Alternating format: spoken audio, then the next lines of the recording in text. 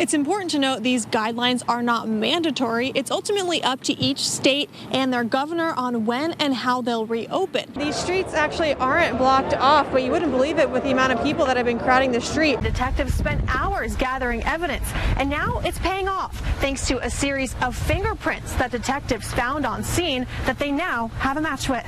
Everything about the building pays tribute to its original days as a fire station. I'm at 41st and Hudson. Take a look at this Panera here. You can see the front of the building just completely torn off. But their backdrop was this big wall right here, so they knew that if they fired that shot at him, they wouldn't be hitting other cars and they would be shooting into a wall. We have snow in South Tulsa. We've been waiting for it all night and it is finally here. You can tell by my microphone here. Sorry, I should probably talk into it. First, the driver got out of the car, cooperated with police, and was taken into custody.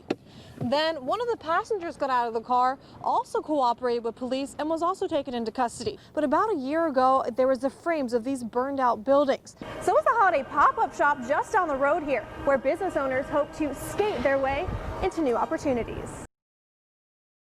You would go through here and go in and go into my office over here. A tint shop in Muskogee. I worked mainly over in this area. Now just a pile of debris. Pretty sickening. It's like, okay, this is my livelihood. Now what? Owner Michelle Brooks says she didn't know her shop was gone until she saw the damage on TV. And then there was my shop building. I said, my building's gone. Now she's sifting through what's left of her business and former safe haven.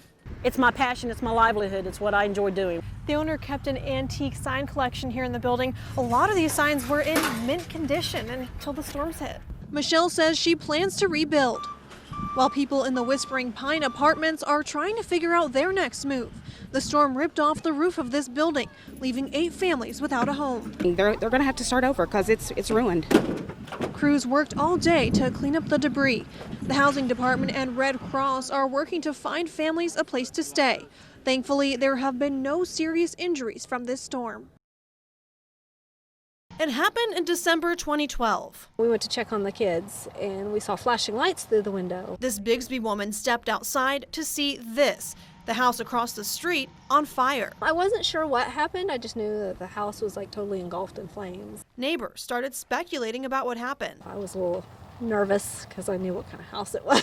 It wasn't a good one. Their suspicions were confirmed when investigators figured out the fire was sparked by a meth lab. These type of meth-fueled fires, known as flash fires, were common just 10 years ago. Methamphetamine was being manufactured locally. Local cooks would manufacture methamphetamine. Initially, it was a more dangerous version. This supervisor with the Tulsa Police Narcotics Unit works undercover, so we're not showing his face. He says the so-called shake and bake or one-pot method were the most popular way to make meth. It's made by mixing chemicals inside bottles, a long, tedious, and volatile process that could easily turn deadly. It's extremely flammable. The bottle could tip over, the lithium can get stuck on the side of the bottle, let more oxygen in. Tulsa police shared this video with me showing just how quickly things could go wrong. It creates basically a flamethrower, and it sets everything around it on fire, including the person who's cooking it. I pulled the numbers to see the meth trends over the past 10 years.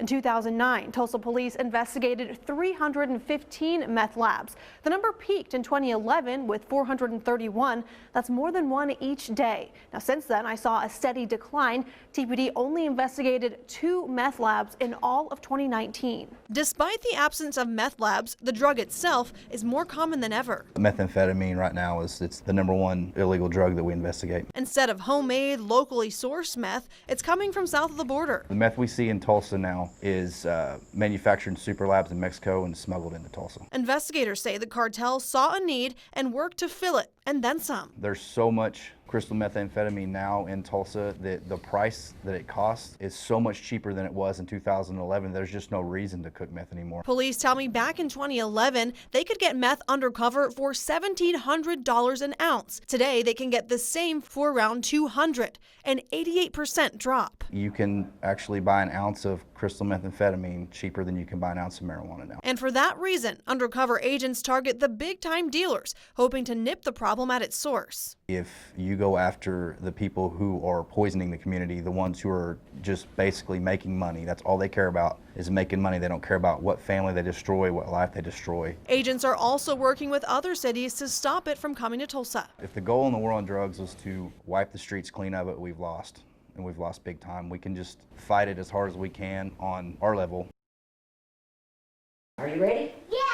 He's the youngest bull rider you'll ever meet and a pint-sized ball of energy. 3-year-old Carter White is a country boy ready for adventure.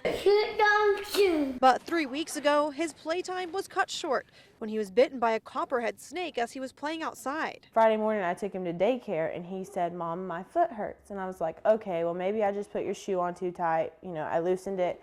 He went on to class. Mom Bailey White says he was bitten Thursday night, but never mentioned anything to his mom or grandma. It wasn't until his foot was swollen and burning that they knew something serious was going on. Where his ankle is, it was like huge and swollen, like he couldn't even put his shoes on. Doctors told Bailey Carter was at risk of losing his foot. They rushed him to a Tulsa hospital for anti-venom treatment. When they first told me snake bite, I just started bawling because I was like, I had no clue. His story is similar to many across Green Country who have been bitten by venomous snakes this summer. Dr. Boyd Burns says this time of year is the busiest for venomous snake bites. We usually see a spike in the warmer months, which makes sense. You know, April to October traditionally is our highest volume months. If you're bitten by a snake, you'll likely experience swelling and pain at the bite site. Dr. Burns says the best thing you can do is get to the hospital as soon as possible. Don't worry about cutting open the venom. Don't try to suck out the venom. You know, almost everything you've seen on TV shows growing up is wrong. Little Carter got 8 anti-venom treatments, one every couple of hours. But the little bullfighter didn't complain once. That's what's scary because he never cried, never once told us he got bit, never said he saw a snake. And the bite hasn't slowed him down a bit. He's playful as ever, but Mom says she keeps a closer eye on him now when he plays outside and does nightly checks for anything unusual. Most of all, she's just grateful he's okay.